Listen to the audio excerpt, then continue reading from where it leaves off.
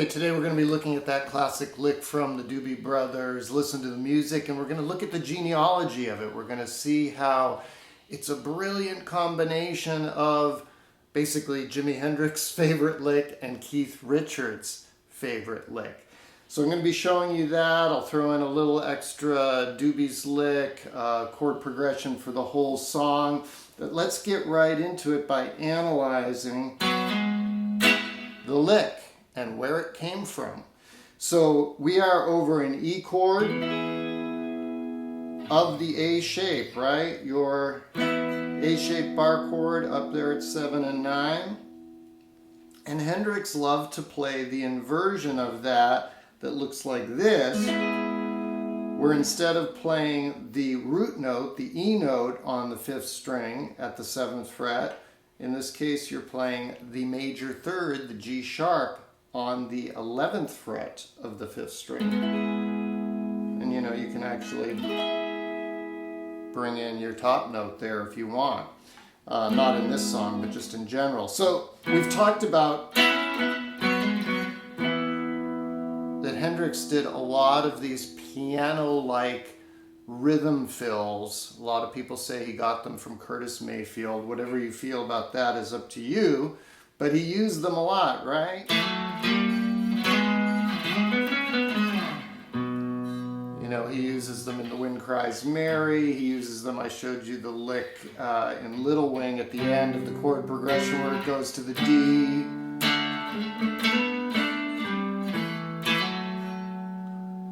So this is a very Hendrixy thing to play that A-shape triad. Again, it's an E chord up here at the 9th fret on 4-3-2. And in another lesson I showed you how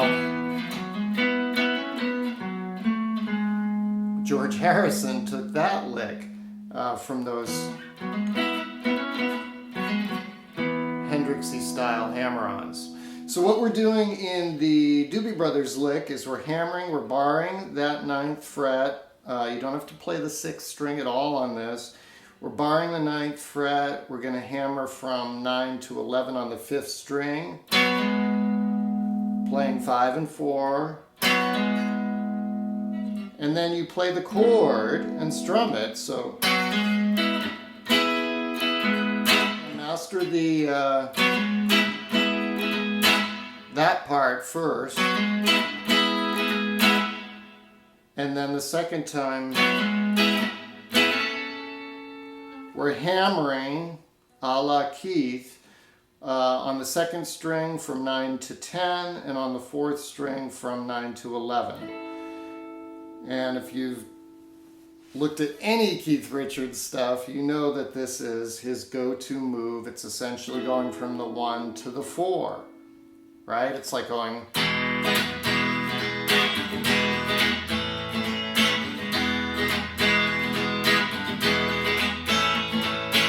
Right? It's E to A. But how much cooler does it sound to do it up here? Way cooler, right? Obviously, right? So Keith Richards was, of course, playing an open G tuning for these licks, but I've shown you before that the 4-3-2 strings are the same in standard tuning as they are in open G. So if you stay on those 3 strings, all those Keith licks live there.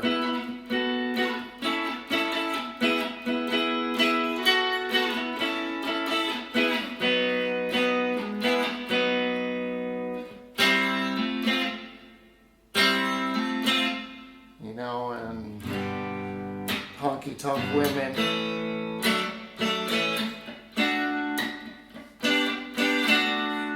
And during the chorus of Honky Tonk Women. So all the Keith licks are on those 4-3-2 strings in standard tuning if you want to play around with them. And I've got a ton of Rolling Stones lessons on here.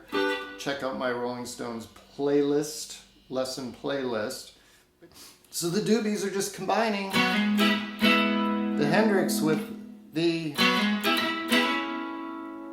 Keith. And so you sort of just let it off there quickly at the end.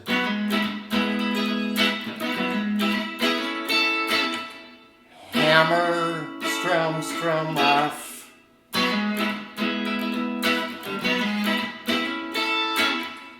Play around with it so you can just listen to the record. And then the chord progression goes C sharp minor, B, A, sus4, A, and then back. And then the listen to the music part is C sharp minor 7 to A,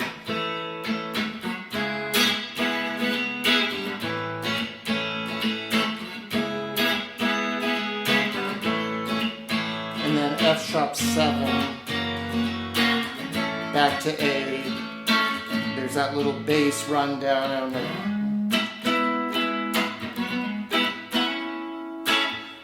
Very cool. There's a what is it, Playing for Change version of this song that's very cool. And the Doobies use that a lot. They use the Keith a lot. There's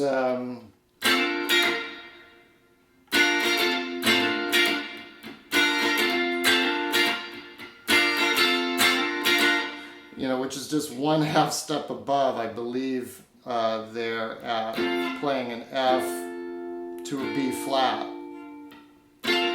for long train running, and I don't know if they tuned it into open G to play more than 4/3/2, but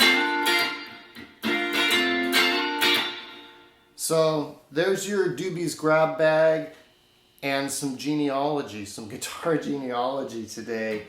It's just always really interesting when you can see where these licks came from, see where influences came from, and also just to see what you can do with simple licks. They took 2 simple licks, put them together, and created an iconic riff. All right, folks. Hope that was fun for you, and thanks for joining me. See you next time.